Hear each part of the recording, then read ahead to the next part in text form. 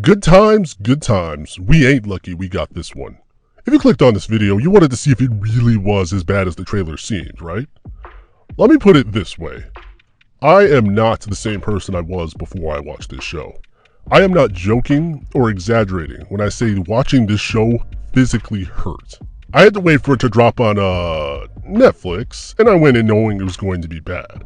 It wasn't just the constant racism, it wasn't just how painfully unfunny it was, it wasn't just the disgusting character designs or the Ren and Stimpy ass gross out shots this show constantly does, because apparently adult animation feels the need to do that. It's Takis, dark liquor, and Mexican corn on a stick wrapped with a chitlin bad. I can't tell you how much I wish the Death Note was real right now.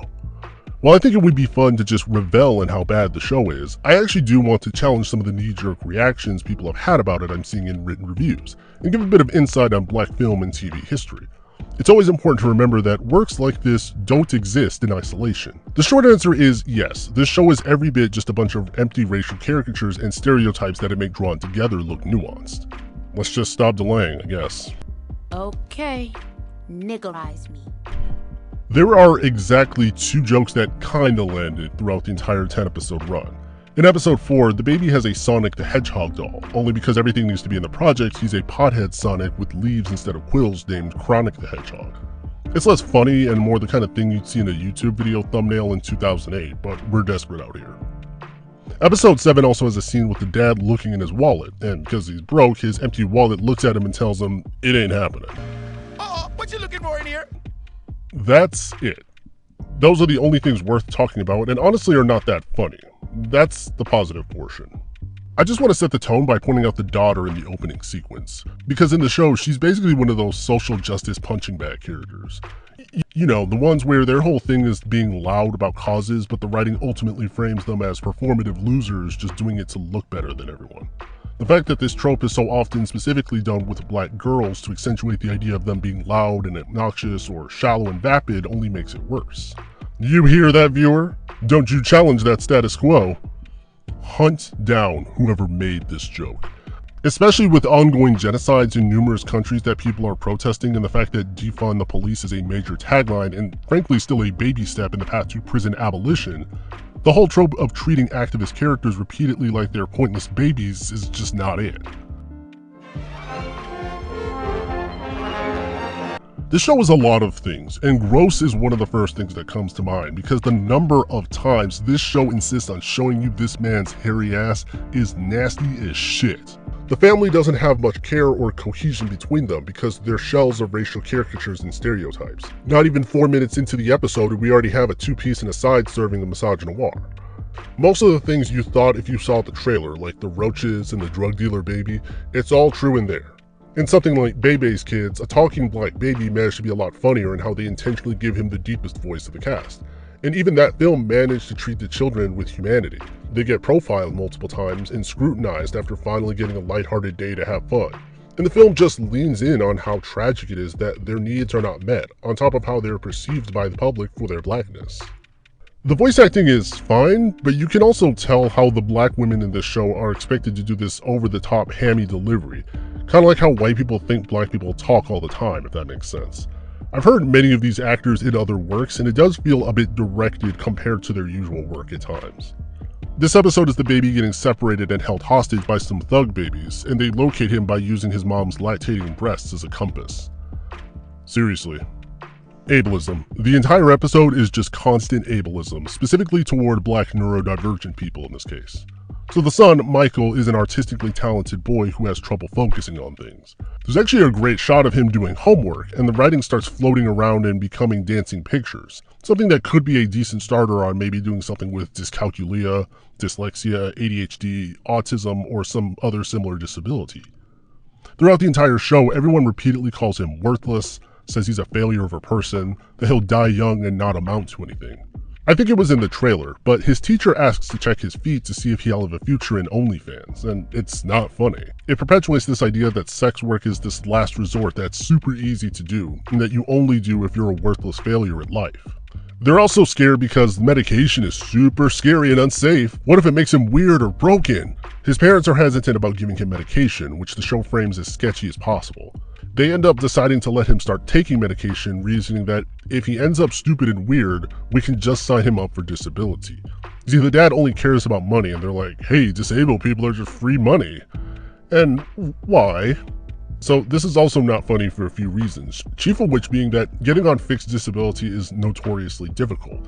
Many people don't get on it, it's extremely invasive, stigmatized, and scrutinized if you can get the income because of ableist ideas people have that disabled people are all just faking for attention and resources. It also ignores the fact that you're basically forced into poverty, and that racism and ableism are two major drivers as to why black people are so poor in the first place. Of course, that didn't mean actually giving a shit about what you're writing and not just catering to racist white ideas of black people. The writing continually leans on this idea that black people are just lazy, uneducated, and predisposed to poverty rather than pointing to racism and ableism. And this episode really reinforces that.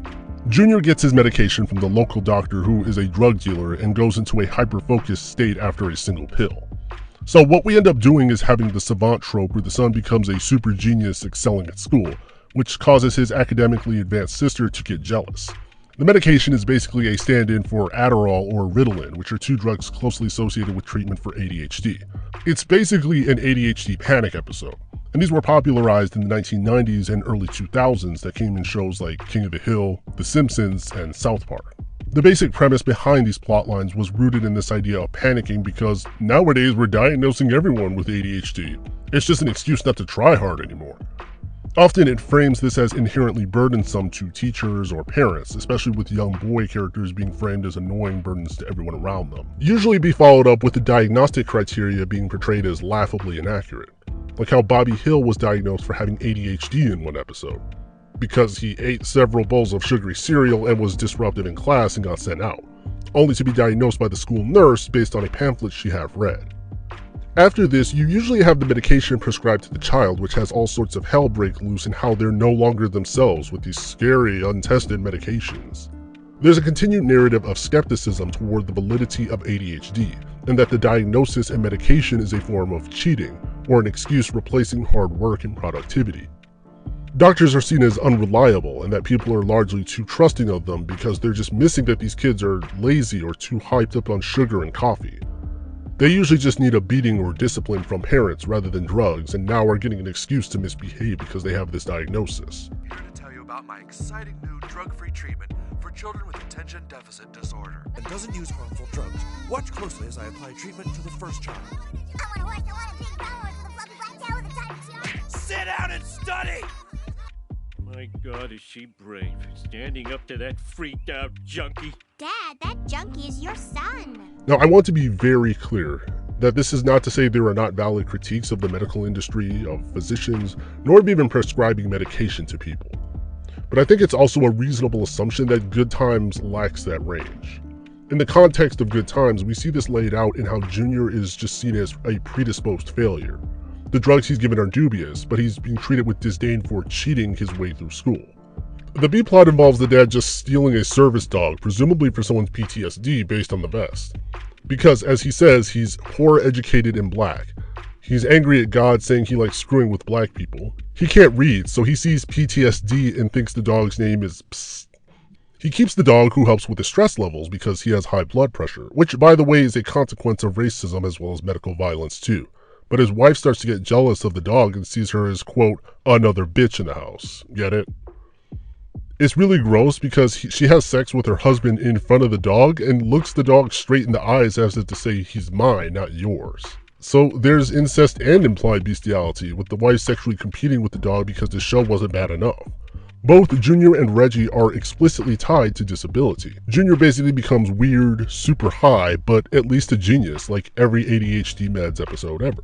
So rather than humanizing a disabled character, we just further that stigma by saying that using medication is juicing and cheating.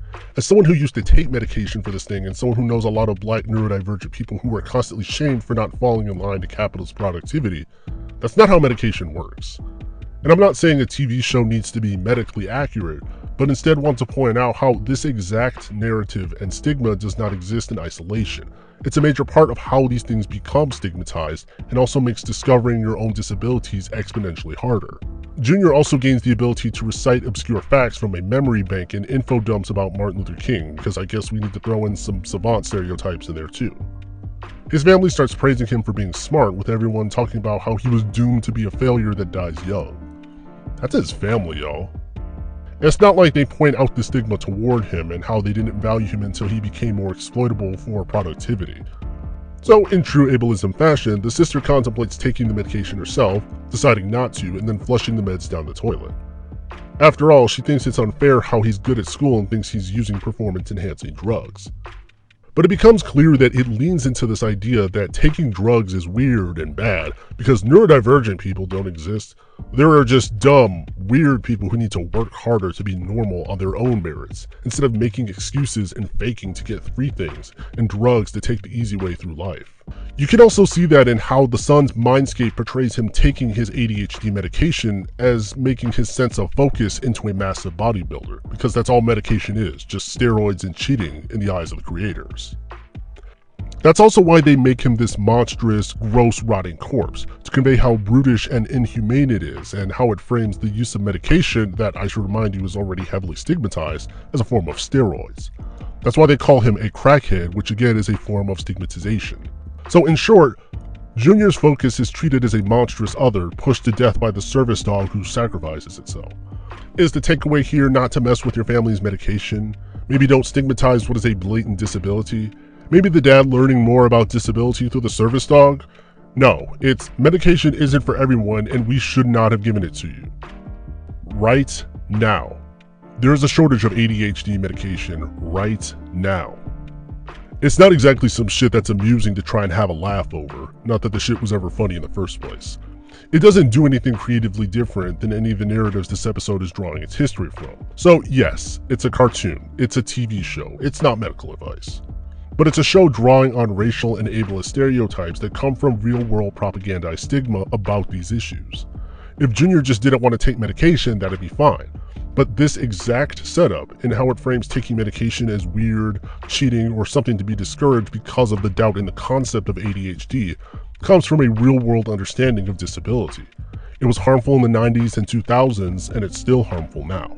It's a period episode, and periods are so disgusting, and we, all the guys, have to avoid periods, which are only done by women, and marks their transition into womanhood, and only women, not girls, women. What's that? No, you get out of here, you don't exist apparently. Yeah, so the big problem with this episode is it tries to discuss body shaming with the mother shaming the daughter in the hope she won't make the same mistakes she did, in some generational trauma. It seems like they're intentionally trying to deconstruct the stigma, but they end up doing a lot of body shaming even in how they have Bev come around in the end. It also has this problem where it tries to frame this as body positive, which is undermined by how transphobic it is and how heavily they emphasize that this is a woman thing, when lots of non-women also have periods. It's not a particularly funny episode and tries to fall back on its commentary, which doesn't work either. You can't really talk about periods and destigmatization while simultaneously relying on framing them in such a gender-essentialist manner by viewing it as intrinsically tied to womanhood. Considering a later episode goes into straight-out trans misogyny, I don't think it's a reach to think this was intentional. They do a Wizard of Oz parody where instead of follow the yellow brick road, it's follow the monthly red flow. Cree Summer as the good witch calling the mom out on her shaming is one of the only tolerable parts about this episode. The whole body positive message ends up being thrown out the window as a joke, because at the end of the episode, the daughter exclaims how she's going to live and not be shamed by her body, especially not by men or boys, which sounds fine, until the episode then goes on to flaunt her bloody clothes in front of everyone, mark art on the wall using her blood, and then squirts blood in someone's face. Which makes it comes off as them saying, actually it is kind of gross, really. Oh, and I forgot the best part about this episode, Trump jokes. You know how annoying and tiring they were in 2017, right? Tiny hands, bad Trump impression, it's all there. The GOP controls women's bodies and all. Elon Musk shows up and employs the family to build his algorithm for his space launch because, get this, black people have a struggle gene that allows them to survive everything. Imagine driving Miss Daisy, but it's Elon Musk. Woke daughter hates Elon Musk, as she should. But apparently she hates Elon Musk because he's going to roboticize everyone like he's Dr. Eggman, and not the Nazism, transphobia, racism, or acquisition of Twitter done to defame protesters, censor people, steal data, and exploit information on an unprecedented scale. Also, there's incest in this, and it's not the first time. Why? Because Rick and Morty didn't make people uncomfortable enough, apparently. There's a scene in an earlier episode where Bev and her baby are together, but because Reggie doesn't want him in the house, they're hiding the things showing he was there as if they're having an affair. They also have his caretaker who he acts like is a replacement woman to change him and how they frame it, so like, why the fuck are we doing incest baby jokes with the mom? They really just mashed together an Elon Musk plotline with a bunch of sitcom nuclear family cliches. That rarely worked for black families in the first place because black families living in the US had such different economic circumstances. We cap it off with a bad fight scene by someone who photocopied Robert from the Boondocks using his belt as a whip. Episode 5 is an election episode for President of the Projects. Also, there's that trans misogyny I mentioned earlier. If my aunt had balls, she'd be my uncle. Your aunt does have balls.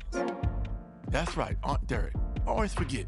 Basically, the mom is fed up with the building manager not doing anything and runs against her. Because she can't do her normal housework, you get all the unoriginal bad sitcom dad tropes that were more than tired 30 years ago, only this time the roaches in the house keep making appearances.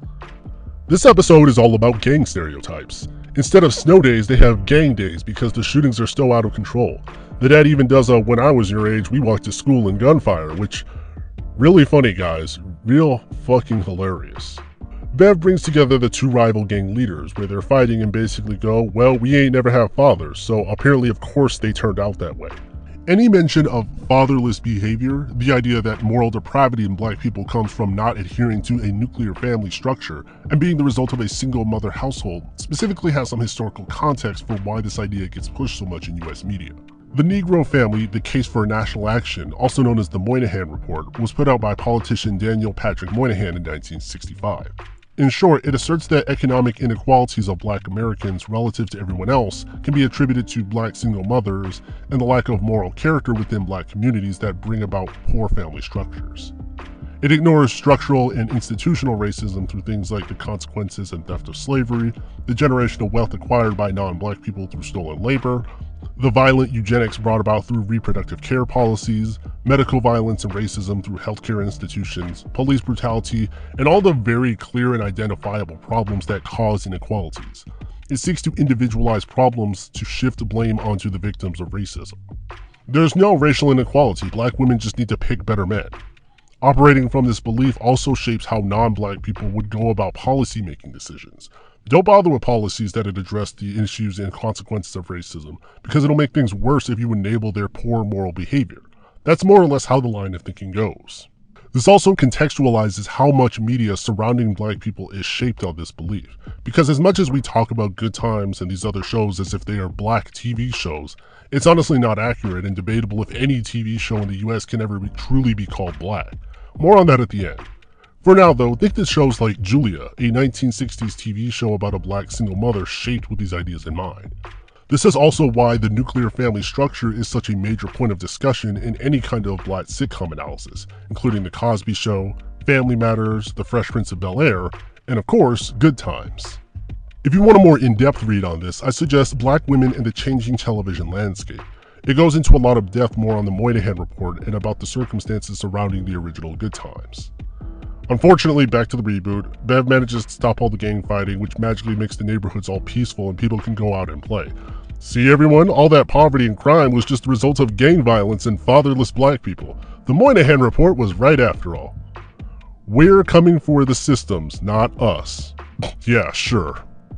They try to save it by turning back to this overarching villain who is all white men, but it still perpetuates the underlying idea that gangs and black people are interchangeable and all inherently violent, and that Bev was powerless to stop it. This one is about Black Love Day and the father forgetting the holiday. Mom spends rent money in frustration, dad robs teenage boy who his daughter had a crush on, daughter doesn't want to catch a case because boy is a criminal. The son uses a dating app with a very obvious Nigerian princess scam, only the joke is that she's a real person at the end. The show also tries to introduce a number of action sequences, so we have a superhero plotline. Basically, the dad lost his job, which leads to him forcing his son to get a job at a fast food restaurant. While there, the son drops a live chicken into a fryer with some hot sauce, which makes a mutant chicken that scratches him, turning him into a were-chicken superhero. What do they call him? No, really, guess. Lowest hanging fruit. Kentucky Fried Coon? Big Black Cock? No. Mother Clucker. He shits out eggs and it's gross. There's a Big Brother subplot where the sister spies on everyone with Big Brother cameras because the white people install cameras to create a police state, which the sister herself points out. But of course, because we all know everyone who cares about things is just all talk, she starts spying. Her brother got profiled by police very casually and scares them off by threatening to post a video of them twerking on Black Twitter, which the cops run from. The comic book art style isn't the worst. There's even kind of a cool shot here or there, but it's 8 episodes in where you are not going to bother. And it's a shame that the artists had to waste their time and talent on such a shitty premise. They continue the president plotline with Bev where they talk about gentrification and get everyone to sign their home rights away, which Bev comes around on at the end and does the right thing to stop it from happening. Meanwhile, we get more dehumanizing unhoused people where the daughter decides to intervene by removing needles from this part, because unhoused people are all drug users, which leads to them being relocated and immediate gentrification. Jesus Christ, we're almost to this dog shit, thank God. Reggie becomes a cop against his will because he lost his job in an earlier episode. And the episode does show scenes of him having to be a cop and how they just let wealthy white people off for obvious crimes while only profiling black people. The final episode concludes the gentrification plotline with Reggie as a cop and Bev as the project's president. You could honestly have a great plotline about how black people are made the faces of institutions of violence, with Reggie and Bev being a cop and president respectively, which the show kind of tries doing, but it's undermined by everything and everyone being a hollow racist caricature. Junior joins a gang and gets shot, with the end being this sort of whodunit cliffhanger of who shot him because we had a standoff shot with everyone else holding up guns. One of the prevailing narratives I see in discussing Good Times usually comes from people talking about it in passing. We saw and reacted to those trailers, maybe some people watched an episode or two out of curiosity, which fair. I don't think anyone was surprised to hear that it was bad. But I do want to talk about the framing a lot of reviewers are using in the way they ask, how can black people put their name on this? A lot of people latched onto Seth MacFarlane being involved in this or are pointing out the number of white writers, and I see why you do that. I'm not saying don't. But I think we also need to stop acting with this assumed grace toward black writers doing this. Because I think looking at this with just how many white writers were involved in this looks at things too small, too individual. It doesn't really get into the bigger picture of the nature of the industry as a whole. Bertrand Cooper wrote this fantastic article titled, "Who Actually Gets to Create Black Pop Culture?" The article points out the ways that black creators within Hollywood are rarely the kind of black poor or are often depicted in the works they're writing. It talks about how they're both de facto and just hard requirements that makes the space very inaccessible due to racial, educational, and financial barriers. On top of the racial disparities in Hollywood, there are educational and social barriers in how heavily connection-based the industry can be. As a result, it creates an environment where there are not only very few people with access to Hollywood of marginalized identities like black people, but the ones who are able to be considered often come from middle to upper class backgrounds. You also have to consider that the ability to greenlight works is largely shaped by white hands, and the kind of black hands that get considered have to be ones that they would approve of. It shouldn't be a coincidence that by and large, the industry can also, scientifically speaking, be full of coonery and buffoonery. Yvette Nicole Brown is fighting for her life on Twitter defending the show and insisting that people who criticize it just jumped to conclusions and didn't understand the show or the satire. You can also see this in how people are talking about Carl Jones, who was initially on the project but reportedly stepped out early due to creative differences. But it's still taken for granted that he would have been an inherent good, like there weren't many of these exact stereotypes and caricatures, like the rape jokes, the ableism, and misogynoir in things like The Boondocks, Black Dynamite, or Sugar and Toys. Cree Summer is the voice director of this, but she was also Foxy Love in Drawn Together, which perpetuated many of the exact same biphobic, anti-black, misogynoiristic, and sex-negative ideas of black women that you can find here in the Good Times reboot. The original Good Times was also rife with racial caricatures and mostly centered around an idea of blackness that was appealing to a white gaze. Eric Monty, who was involved in the project and eventually kicked off and blacklisted by Norman Lear, even discusses as much himself, and how he had fought with the writing staff multiple times over racial stereotyping. And so did you work on the Jeffersons? No. Why? Well, I pitched the show in 1971. And his first thing Norman Lear said when I came into the office was, America will never buy a black man calling white people hunky in a sitcom. So then I pitched Good Times, what became Good Times. That was in 71, and Good Times didn't come on the air until 1974. Yeah. And in those 3 years, me and Norman must have had at least 20 meetings. And the one note I got in every meeting without fail was, you have to get rid of the father. A strong black man don't work in a sitcom. So when when he did Maud, and he introduced Esther Roll as Florida. So these networks decided to give her her own show. And he took the show that I had created to the networks, and they said, okay. So she insisted on she didn't want a matriarchal family. That's why the father was on Good Times in the first place. So then I went to work as a staff writer for Good Times. And I caught hell, because Norman Lear was an incredible racist, but he didn't think so. And everything they wrote was stereotypic. They thought of black humor as, yowza boss, I was going to go down by the river. Yeah. And I'd fight them tooth and nail. They'd ignore me in the offices, take that yowza stuff down to the cast.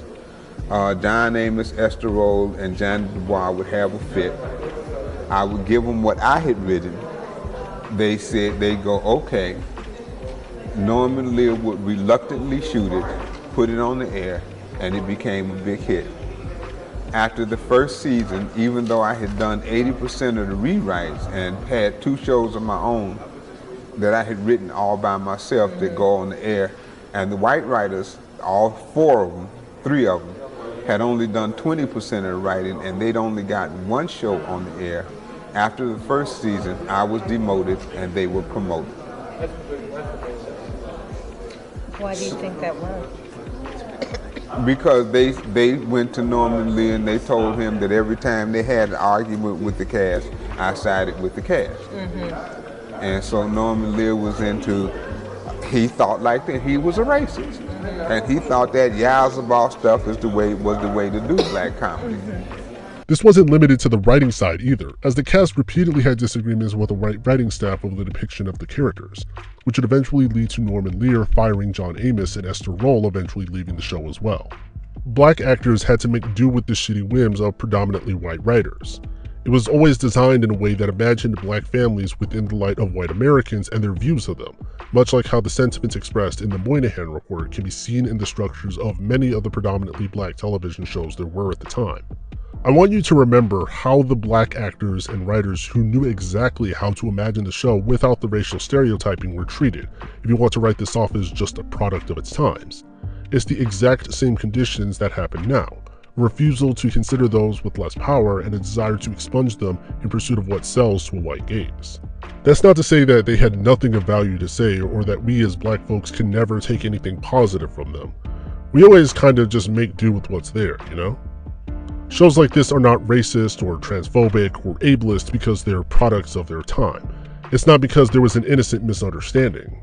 All of those lines of thinking ultimately provide shielding to the root cause, which is that by design, the industry of film and television is designed to be inaccessible, designed to center those in power, and will only consider deviating from that if it's perceived as low risk and profitable enough to do so. If you want a film that depicts black poverty from the perspective of people actually in poverty, give Moonlight a look. It's written by people who actually experienced and had a connection to what they're depicting. I would also highly suggest the video James Baldwin and the Annihilation of Gender by Anansi's Library, which goes over Moonlight in far more depth. I am not saying not to ascribe blame to white writers as if they had no involvement. My issue is more with the assumed grace and innocence that comes with black artists who also participate in the same behavior. Hollywood is inaccessible, and many of the same black artists who do have access to these spaces are often disconnected from the kinds of writings being depicted.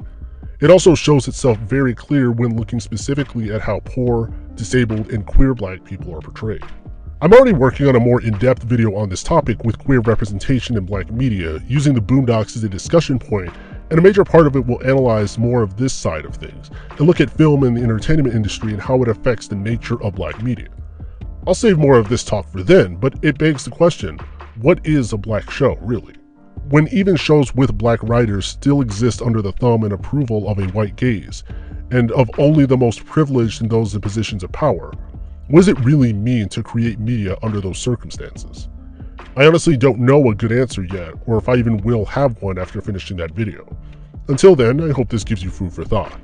I don't think Good Times will be remembered even within the next few years, except for some comedy show to take shots at down the line.